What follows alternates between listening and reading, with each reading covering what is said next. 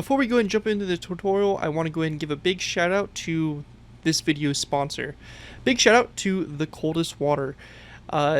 These guys have made an amazing branded Coldest Water bottle. It is amazing. For those of you guys that don't know, I live in Tucson, Arizona. It gets extremely hot. In the past month, it's been starting to get up in there into the high 90s. I work on the outside a lot. I work in hot conditions and stuff like that, and this water bottle has kept my water cold the whole time. I've woken up with ice still in my water bottle after filling it the day before. It is phenomenal. I don't know what they do, whatever, but this thing works so good, and I wouldn't advertise a product if I wasn't actually fully confident in it. This water bottle was sent to me for free by them, which is really cool. They even went ahead and engraved it with my YouTube channel as well. But I'm actually probably going to end up picking up an even bigger one because I just love this product so much. Definitely recommend checking it out, guys. It's starting to get into summer. A lot of you guys might be looking for water bottles, going back to school. You know, nobody likes water that's hot.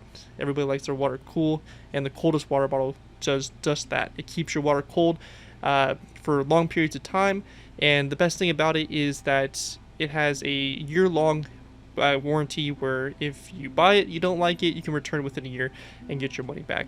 But this thing is built to last. It's strong, durable. I've dropped it a couple times, and this thing has no signs of being torn up.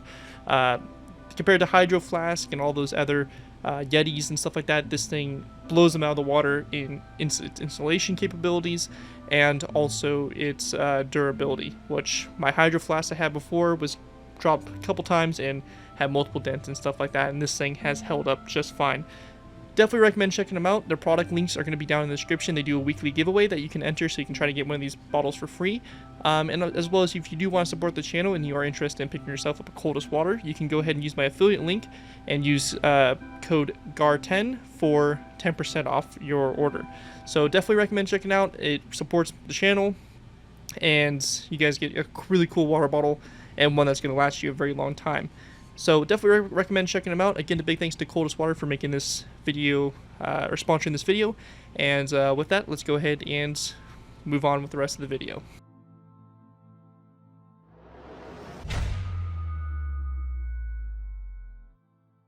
Hello ladies and gentlemen, ScareTube over here, and welcome back to another Minecraft World War II Fortification tutorial. In this tutorial, we'll be going ahead and doing our second design here for a mortar pit. Now this mortar pit here is a little bit more of a simplistic one. Now this Mortar Pit 2 also could be used in Modern Warfare applications or Cold War. It's a pretty universal design here, just a very small hole built in here, but the overall kind of feel and style of it is more kind of a World War II type design. But overall, I think it looks really cool and going to make a great addition to any of your maps. It's a simple fortification. Putting this alongside some maybe foxholes and stuff like that can definitely create some cool kind of defensive line type of feels to certain scenes and stuff like that. So this pit here, pretty straightforward design, nothing too complicated really involving it, and a little less complicated than our previous one, which had little kind of blind corners and little trenches that shot off from the actual area where the mortar would be located.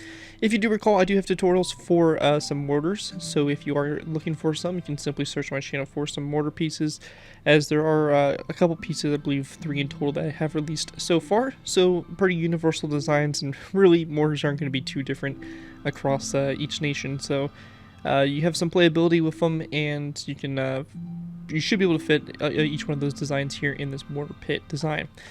Anyways, let's go and take a look here at the mortar, see the simplistic design we have here. As you can see, this was our old design, or I say our old design, but our first version here. It had these little corridors that went to the sides for ammo storage and stuff like that, to prevent, a detonation of the inside there. Hopefully, to say the very least. But yeah, so a simple little mortar pit here. As you can see, it's just a nice circular pit dug into the ground. We have some sandbags around here for some extra protection, and you walk down in here and you have the mortar itself. You can see we have like little some boxes here, some crates of probably most likely some mortar ammunition, and just the walls of the little trench here. Pretty simple design. You can go ahead and link this up with other trench systems and stuff like that, or just have it kind of a standalone type design as well. So again, you do have that playability with it. Anyways, that's pretty much it for this overview for the little trench or little mortar the fortification we have here. And let's go ahead and move into the tutorial and build this fortification. Alright guys, so going ahead and moving into making our fortification here. To begin with, we want to go ahead and basically dig out a circle here in the ground. To go ahead and kind of outline this, we're going to go and do 1, 2, 3 blocks. We're going to go one diagonal, then a diagonal again, 1, 2, 3, diagonal, 1, 2, 3, diagonal, 1, 2, 3, and diagonal. So it should look something just like this. We can go and then hollow out the inside here, just like this. And we want to go ahead and dig this down a total, so our walls are going to be 3 blocks tall. So we're going to go and dig down 2 more. And we're just going to go dig this out like so. And once we have it all dug out, we're going to go ahead and move into place in our walls.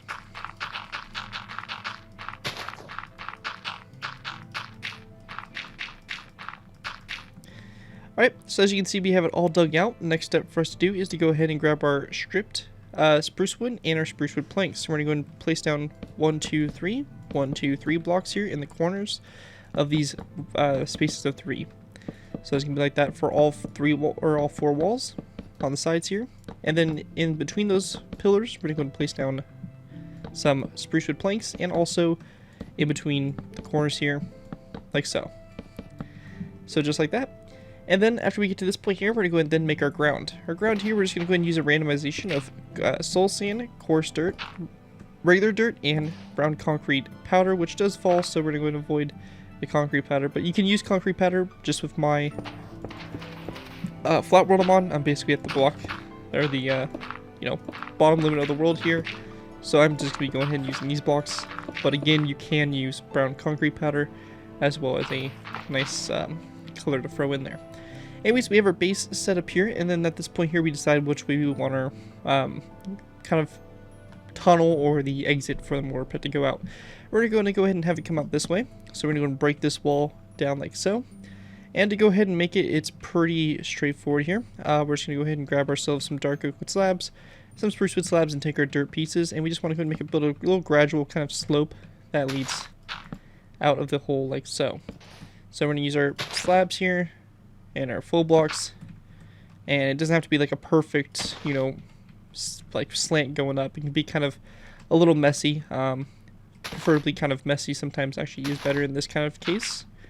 But yeah, we're just going to kind of randomize the blocks here a little bit, and we don't have to make it obviously perfect, but you can see just kind of dug out a little way here for the crew to get in and out of the area. And we'll just go ahead and kind of throw some dirt around here like so. So we have a little exit like that. Again, it doesn't have to be exactly what I did. You can go ahead and do something kind of different, but that's just the general idea of what you want to do for that.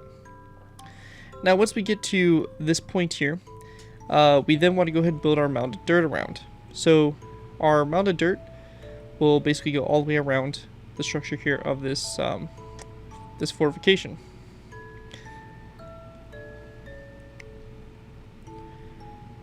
So one quick thing I noticed is that we actually built this through 1 block too deep going down into the ground. So theoretically, our level is actually going to be right here. So we're just going to raise our floor up by 1, and I do apologize for that. Very simple mistake, as I kind of forgot that the ground does pop up by 1 up above the surface there. So we want something that looks like this here for this position. So we can go and kind of do something like that, and we have something that looks like this here. Then we want to go and go to each one of our walls, and we're just going to go and raise it up by a block in all directions. And we're going to place down stripped spruce wood blocks on top of these ones. So same things, like so. And then after we have this all done, we then want to go ahead and grab our dirt blocks, and we're just going to go and kind of go around with our palette of blocks that we've been doing, just kind of creating a line of full blocks that go around the structure here. So we're not doing anything in particular, like any kind of pattern. You can see we're just kind of doing it pretty random here. And this is just going to wrap around the entire kind of wood perimeter that we have set up here. So just like this. Now, once we get to this point here, we're going to go and then switch to our slabs. And we're going to place down slabs here coming off of those full blocks around using spruce wood, dark oak wood, and all that stuff to create a combination here. And this is just going to go ahead and go all the way around, just kind of create a little bit more sloping here to this dirt mound. So again, we're just going to go and kind of place it around. We're not going to go too crazy. Again, you don't have to have it perfect, anything like that. It can be kind of rugged and obviously rugged is better as it would be more realistic to how the fortification is actually made. Should look something like this, and then we can go and also take dirt blocks and we can place them down here in the ground level as well, kind of mix them in here and there. Just, you don't have to do anything specific here, but just kind of mixing them in like this will give a look that, like, this hole was dug out. It's kind of dirty all around. Like, obviously mounds of dirt probably got thrown onto the grass here. Wasn't a nice perfect uniform piece of dirt, so you have like these little clumps of dirt here and there around the structure, or around the thing like that. And then we can also go ahead and grab ourselves some grass pieces as well. And I mean, depending on your environment, if this is in a desert, obviously this is going to be the same thing, but we can throw some grass in here around the trench, or the little hole, so something kind of like this.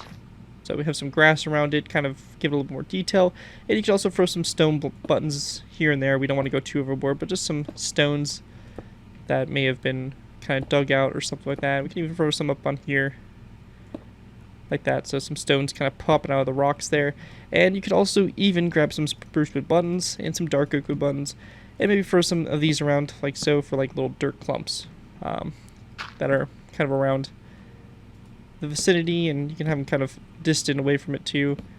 But you kind of get the general idea here, just kind of trying to add a little more detail. Obviously don't go overboard, just kind of put them around kind of sparingly wherever you think they kind of would work. So something like that. You have your dirt clumps there, your little rocks and stuff, and you can see you have some good little detail going on with it. We then want to go ahead and grab ourselves some end stone here, and to go ahead and build this, we're going to build sandbags. So for this, we're just going to go ahead and kind of do a perimeter of sandbags around. We're going to kind of randomize it. We're not going to make it perfect, obviously. And just kind of use a mixture of slabs, half slabs. You can even throw in some stairs too if you want to kind of break it up. And something like this.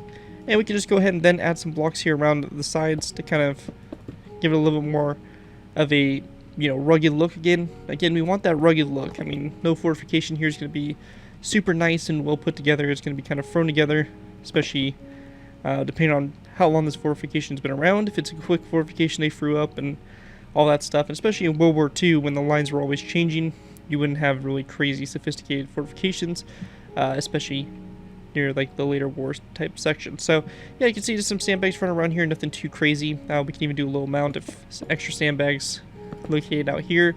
Again, your kind of creativity is really, limitless when it comes to stuff like this. So that's basically that right there. And then also, if you want to add a little bit more detail to the inside walls here, we can go and throw some signs in here, some trapdoors on the walls to kind of just give a little bit more detail. Again, kind of give it a more rugged look to the inside structure here, a little bit more thrown together. Again, though, it's kind of up to you guys on what you guys are really wanting to go for this and everything. Just make sure you keep in mind that you do have the mortar you have to put in, so you may have to delete some of these little details and stuff like that to actually make sure the mortar fits properly. But your mortar will be positioned there, and you can also go ahead and grab some like stripped oak wood, which I think looks pretty good for crates, and you can kind of put some crates in here.